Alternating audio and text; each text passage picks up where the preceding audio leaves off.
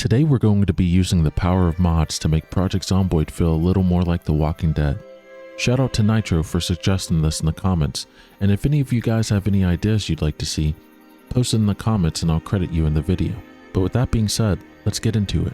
We'll start with the most popular Walking Dead mod on the workshop, The Walking Dead Project. This mod recreates several locations from the show, like Herschel's farm, the prison, Terminus, Alexandria, and more. The mod author painstakingly created each location, paying attention to even the smallest details, and it shows. This mod on its own is enough to change the feel of your next playthrough, but let's add some character theme mods next.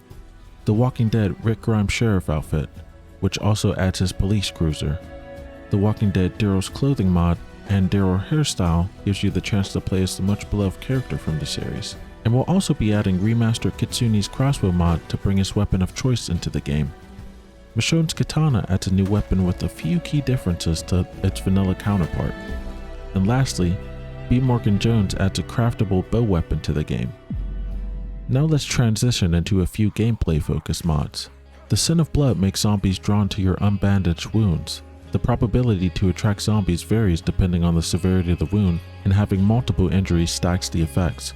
Zombie camouflage allows you to use a knife to cut zombie corpses and cover yourself in their blood and guts, giving you the ability to blend in, similar to the Walking Dead scene. Just be careful to not get too close. The Only Cure gives you the option to amputate different parts of your arm with a saw to prevent an infection. Only one way to keep you alive.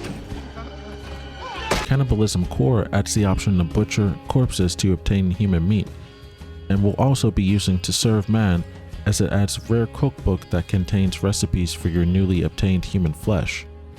This works well for you guys that want to roleplay as cannibals from the series. And with all that, we're just about done. But there's just one mod left that can make a huge difference. Superb Survivors is a controversial mod, mostly because it's plagued with bugs, but it's the only way to get NPCs until Build 42 is released, and when it works properly, can be a lot of fun. Want to gather a group of fellow survivors and build a safe house? You can do that. Want to have enemy factions that add an extra threat to the game? You can do that. And yes, it also works perfectly with the cannibal mod I mentioned. This is a must in my opinion for a Walking Dead based playthrough. And if you're interested in a Resident Evil playthrough, watch this video next.